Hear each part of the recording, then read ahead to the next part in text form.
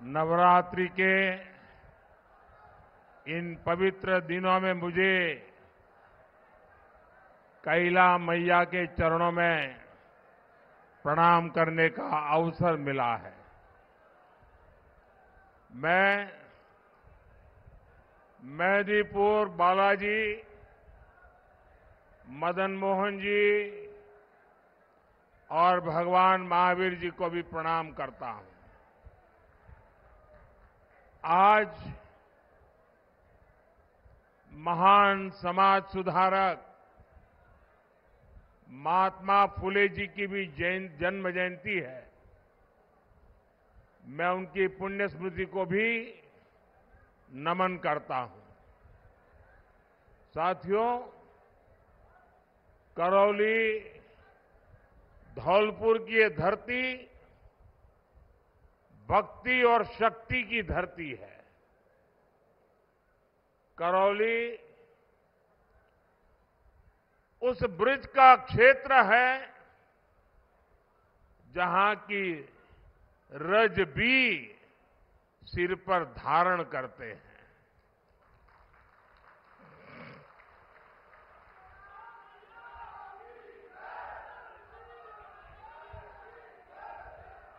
यहां आपका ये आशीर्वाद,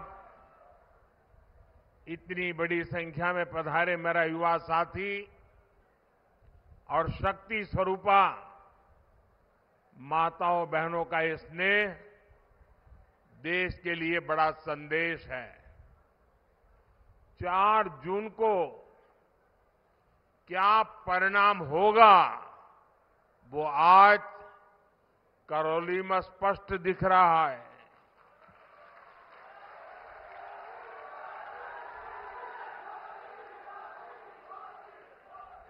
करौली बता रहा है 4 जून 400 पार। 4 जून और पूरा राजस्थान कह रहा है फिर एक बार।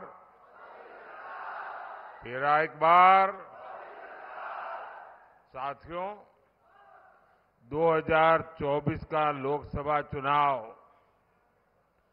कौन सांसद बनेगा या कौन नहीं बन सकता, इतने भर का नहीं है।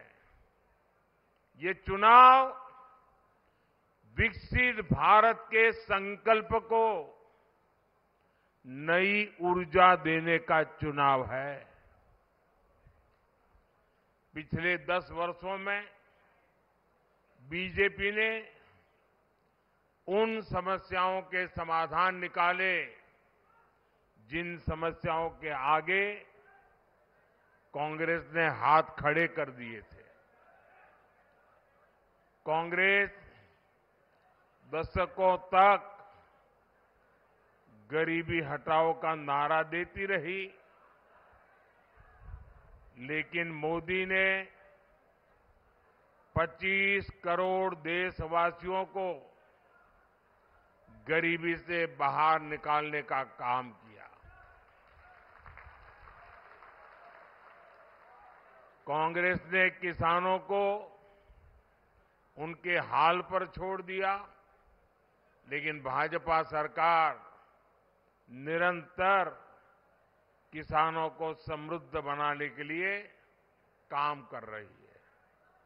आज देश के 10 करोड़ किसानों को पीएम किसान सम्मान निधि मिल रही है। करौली धौलपुर के 3.25 लाख से ज्यादा किसानों के खाते में भी 700 करोड़ रुपए से अधिक भेजे गए हैं।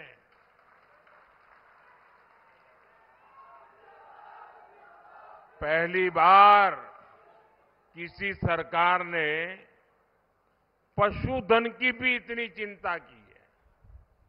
करौली में 80,000 से ज्यादा किसानों के पशुधन को खुरपका मुंहपका के 1.5 लाख से ज्यादा टीके मोदी सरकार ने लगवाए हैं।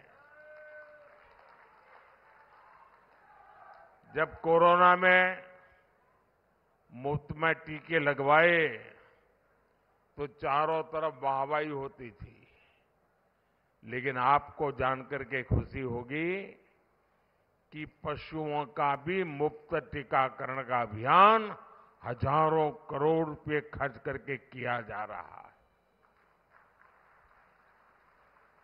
ये हमारा राजस्थान, ये तो मोटे अनाज जैसा बाजरा, ज्वार, सावा, कोदो, कुटकी जैसे श्री अन्न की पैदावार में सबसे आगे है। पहले मोटे अनाज पैदा करने वाले हमारे किसान भाई बहनों को कोई पूछता नहीं था। हमने मिलेट मिशन चलाया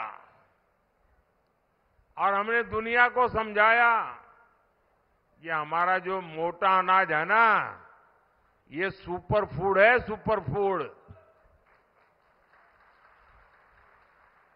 और हमने उसका नाम भी, क्योंकि देश के अलग अलग राज्यों में अलग अलग नाम थे, तो आज वही मोटे अनाज श्री अन्न के नाम से जाने जा रहा है और पूरी दुनिया में उसकी मांग बढ़ रही है।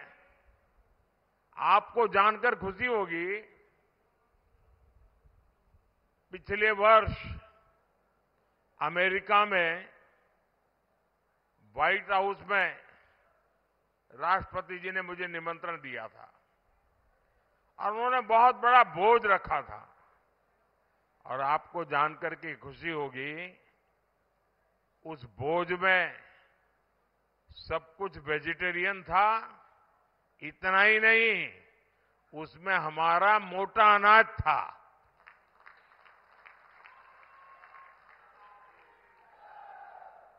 ये सुपर फूड, ये मोटा अनाज दुनिया में अपनी नई जगह बना रहा है। इससे राजस्थान के किसानों को बहुत बड़ा लाभ होने वाला है। हमने national mission for oil seed शुरू किया है। इसमें भी करौली, धौलपुर की बहुत भूमिका होगी। साथियों, कांग्रेस ने दलितों, आदिवासियों और महिलाओं को भी न कभी अवसर दिए, न सम्मान दिया। भाजपा ने देश के 50 करोड़ से ज्यादा गरीबों के जनधन खाते खुलवाए। हमने 11 करोड़ परिवारों के लिए शौचालय बनवाए। भाजपा सरकार ने 4 करोड़ गरीबों को पक्के घर दिए और इनमें से अधिकतर लाभार्थी समाज के वंचित वर्ग के लोग हैं। ज्यादातर पीएम आवास घर की महिलाओं के नाम पर है। भाजपा ने करोड़ों बहनों को उज्ज्वला सिलेंडर देकर उन्हें धुएं से बचाया है। अब हम देश में 3 करोड़ लखपति दीदी बनाने के लिए काम कर रहे हैं।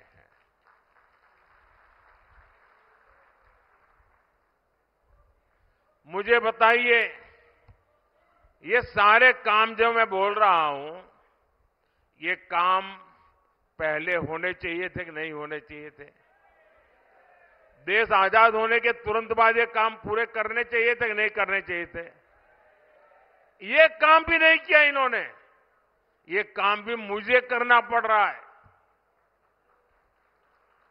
साथियों, हमारे दलित, आदिवासी, महिलाओं को कितनी पीढ़ियों की जिंदगी कांग्रेस की उपेक्षा के कारण तकलीफ से गुजर गई, लेकिन आज गरीब का बेटा 10 साल से प्रधान सेवक है तो गरीब को कितनी ही परेशानियों से मुक्ति मिली है।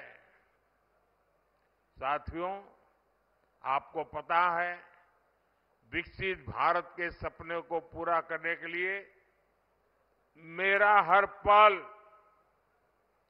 हर क्षण देश के लिए है। पल पल आपके नाम, हर पल देश के नाम।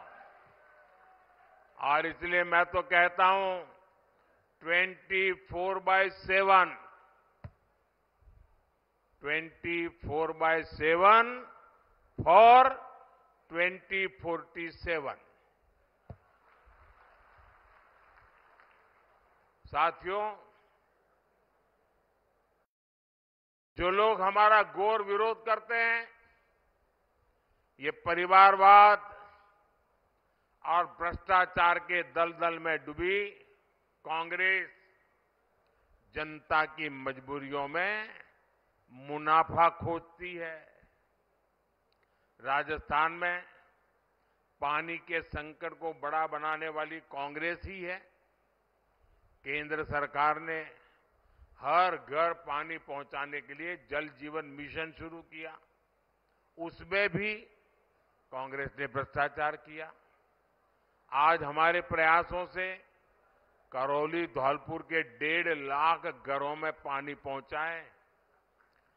और अभी भजन लाल जी बड़ा विस्तार से वर्णन कर रहे थे, जिस ईआरसीपी प्रोजेक्ट को कांग्रेस सरकार ने वर्षों से लटकाया था, उसे भी भजन लाल जी की सरकार ने 100 दिन के भीतर ही पास करवा दिया।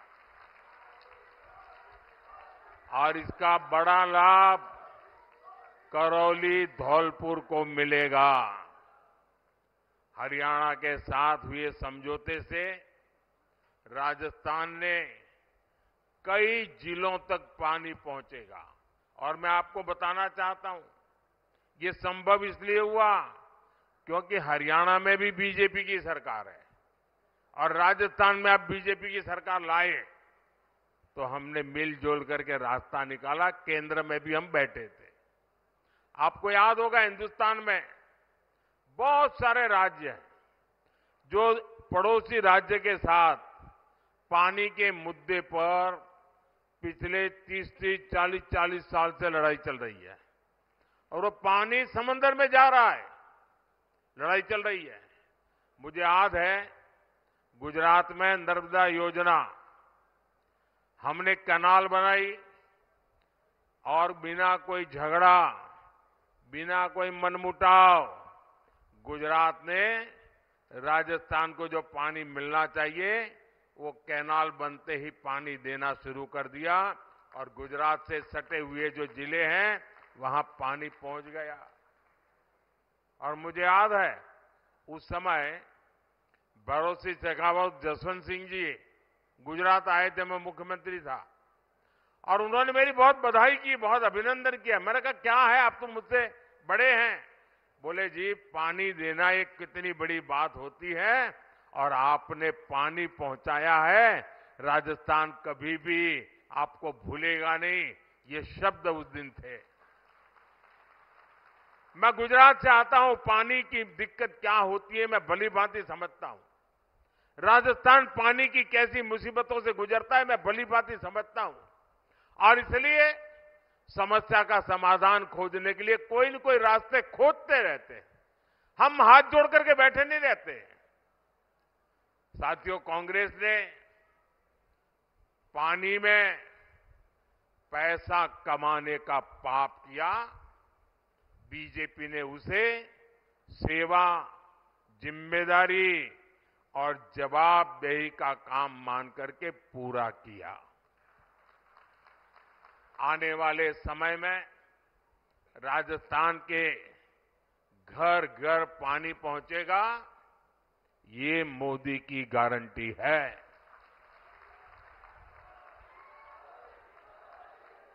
आपके सपने ही मेरा संकल्प है। साथियों, आप लोग मुझे भली भांति जानते हैं।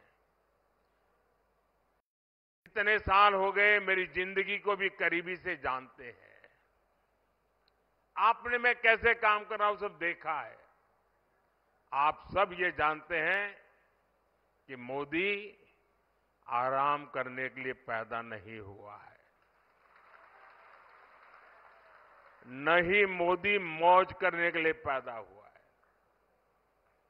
मोदी मेहनत करता है क्योंकि मोदी के लक्ष्य बहुत बड़े हैं और ऐसे लक्ष्य जो सिर्फ और सिर्फ मेरे देशवासियों से जुड़े हैं, आप सबसे जुड़े हैं। ऐसे लक्ष्य जो आपके बच्चों से, देश के युवाओं से जुड़े हैं। जबकि साथियों, कांग्रेस ऐसी पार्टी है जिसने युवाओं की नौकरी में भी लूट के मौके तलाशे हैं। यहां कांग्रेस सरकार के संरक्षण में पेपर लीक इंडस्ट्री खड़ी हो गई। मोदी ने आपको गारंटी दी थी, बीजेपी सरकार आएगी, पेपर लीक माफिया जेल के भीतर दिखाई देंगे। आज मोदी की गारंटी पूरी हुई कि नहीं हुई? मोदी की गारंटी पूरी हुई कि नहीं हुई? आज राजस्थान ही नहीं, पूरे देश में भ्रष्टाचारियों पर कड़ी कार्रवाई हो रही है। इसलिए इंडी अलायंस के लोग मोदी के खिलाफ एकजुट हो रहे हैं। अब मजा देखिए, देश में क्या चल रहा है। एक तरफ मोदी है जो कहता है भ्रष्टाचार हटाओ, और दूसरी तरफ वो लोग हैं जो कहते हैं भ्रष्टाचारी बचाओ।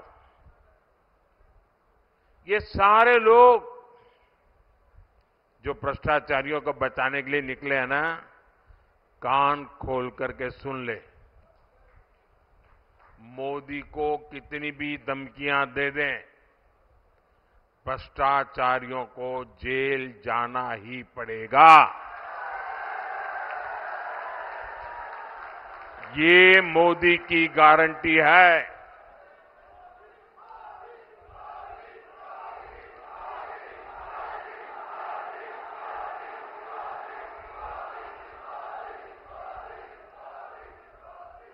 साथियों, 60 साल सत्ता संभालने वाली कांग्रेस के पापों की लिस्ट काफी लंबी है, लेकिन आज मैं राजस्थान की धरती से कांग्रेस का एक महापाप बताता हूं।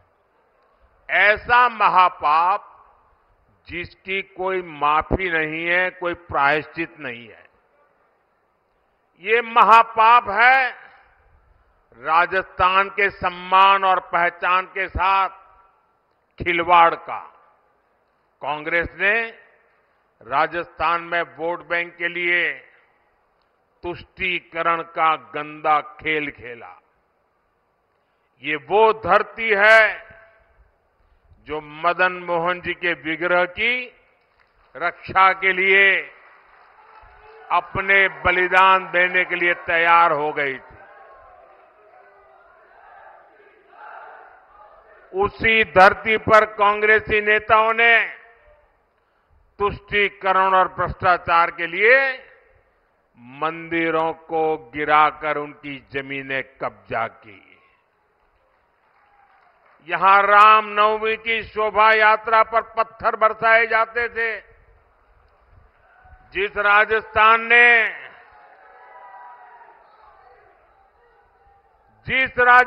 ने धौलपुर ने अयोध्या में 500 साल के इंतजार के बाद बन रहे भव्य राम मंदिर के लिए पत्थर भेजे, उसी राम मंदिर पर कांग्रेस पार्टी के नेता कैसी कैसी भाषा बोल रहे हैं। इन लोगों ने रामलला की प्राण प्रतिष्ठा का बहिष्कार तक किया। इंडी गठबंधन में इनकी साथी पार्टी सनातन को नष्ट करने की बात करती है और ये कांग्रेस वाले उनके मौन समर्थन में खड़े रहते हैं। साथियों, आप बताओ, कांग्रेस का ये पाप माफी लायक है क्या? ऐसे पाप को माफ किया जा सकता है क्या? इन्हें सजा मिलनी चाहिए कि नहीं मिलनी चाहिए? सजा मिलनी चाहिए कि नहीं मिलनी चाहिए? और इस बार जब आप 19 तारीख को वोट देने जाएं ना, तो बटन दबाते समय बटन ऐसे दबाइए ताकि ये पापियों को सजा देने का आपको संतोष मिले।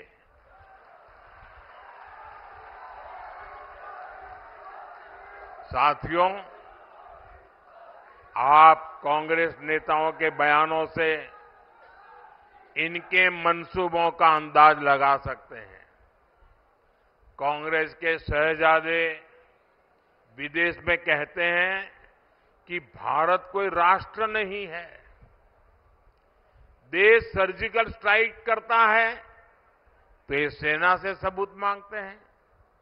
सेना के शौर्य को कांग्रेस के शहजादे खून की दलाली बोलते हैं। टुकड़े टुकड़े गैंग के पीछे सबसे पहले कांग्रेस खड़ी हो जाती है। कर्नाटका से कांग्रेस सांसद दक्षिण भारत को तोड़कर अलग करने की बात कर रहे हैं और अब तो कांग्रेस के राष्ट्रीय अध्यक्ष तक खुलेआम देश की एकता के सामने सवालिया निशान खड़ा कर रहे हैं। ऐसी भाषा बोल रहे हैं। ये विदेश की धरती पर जाकर कश्मीर का राग आलापते हैं, लेकिन जब मैं राजस्थान में कश्मीर की बात करता हूं तो ये पूछते हैं, अगर कश्मीर से 370 हट गया तो राजस्थान का क्या वास्ता? ये कांग्रेस अध्यक्ष ने यहां आकर के बोला कि भाई कश्मीर तो दूर है, वहां से 370 हट गया तो इसमें राजस्थान का क्या वास्ता? मैं जरा कांग्रेस पार्टी को बताना चाहता हूं, जरा कान खोल करके सुन लो और आपके नेताओं को भी जरा भेज देना मेरा वीडियो।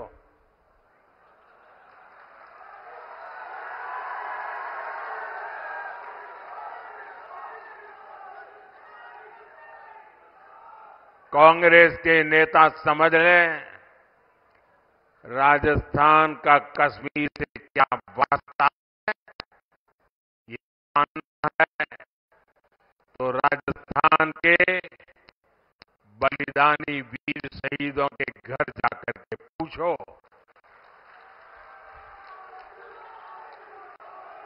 उनके गांव की मिट्टी बताएगी कि राजस्थान का कश्मीर से क्या वास्ता है।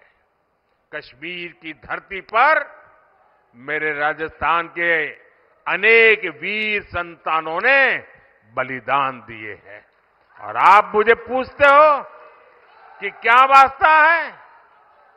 इस मिट्टी के शहीदों की समाधियां तुम्हें बताएगी राजस्थान का कश्मीर से क्या रिश्ता है। सत्ता से दूर होकर इनकी सोच इतनी संकुचित हो गई है कि ये लोग राणा प्रताप की धरती से पूछते हैं कि कश्मीर का बाकी देश से क्या लेना देना। आप कल्पना करिए, जब विपक्ष में रहकर इसकी सोच ऐसी है तो ये सत्ता में देश की अखंडता और एकता के साथ क्या क्या खिलवाड़ कर सकते हैं। ये यही कांग्रेस है जिसने भारत का एक द्वीप तमिलनाडु के पास कच्चा द्वीपो एक टापू श्रीलंका को दे दिया था। इस देश विरोधी कुकृत्य को कांग्रेस बेशर्मी से जायज ठहरा रही है। कल ही कांग्रेस के एक बड़े नेता ने कहा है, कच्चा द्वीप जो द्वीप है, कच्चा द्वीपू, वो टापू है, क्या वहां कोई रहता है क्या? रहता नहीं तो क्या दे देनी है क्या? फिर तो ये रेगिस्तान को तुम क्या कहोगे कल? यही कहोगे कोई रहता है क्या? क्या कोई देश की सेवा ऐसे होती है क्या? ये तरीका है क्या? ये है इनकी मानसिकता। इनके लिए देश का खाली हिस्सा सिर्फ जमीन का एक टुकड़ा है। कल ये कांग्रेसी राजस्थान जैसे सीमावर्ती राज्य की खाली जमीन यही कहकर किसी भी देश को दे सकते हैं। कांग्रेस का सिर्फ इतिहास ही खतरनाक नहीं है, बल्कि कांग्रेस के इरादे भी खतरनाक है। साथियों, करौली और धौलपुर में 19 अप्रैल को मतदान है। बीजेपी ने बहन इंदुमती जाटव जी को अपना प्रत्याशी बनाया है। इंदुमती जी के पास अपनी पार्टी के कामों की पहचान है।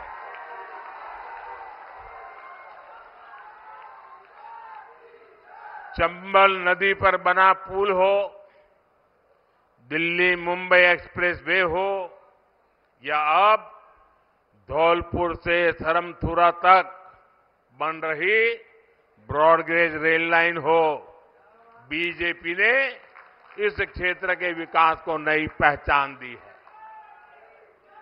इंदुमती जी करौली धौलपुर में विकास को और तेजी से आगे बढ़ाने के लिए आपकी प्रतिनिधि का काम करेगी, और इसके लिए आपको 19 अप्रैल को गर्मी कितनी क्यों न हो, पहले मतदान फिर जलपान।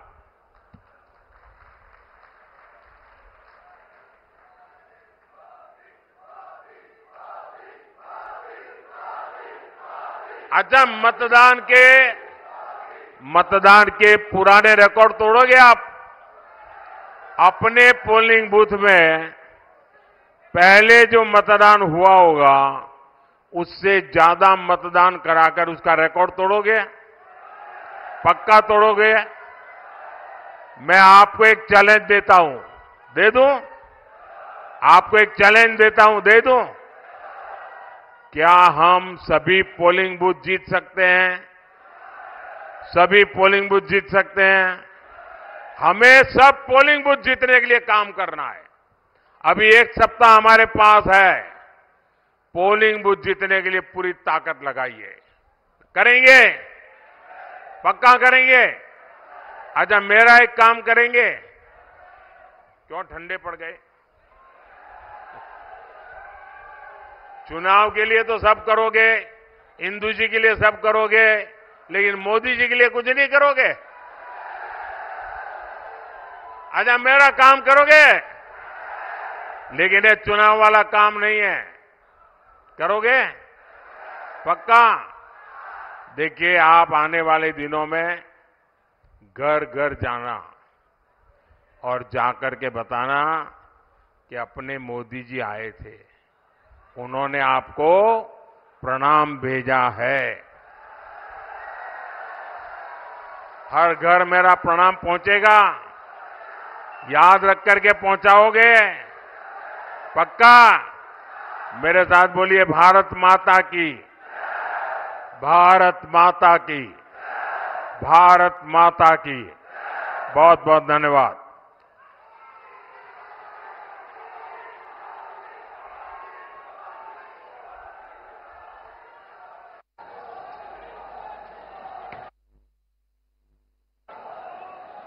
अब मैं करौली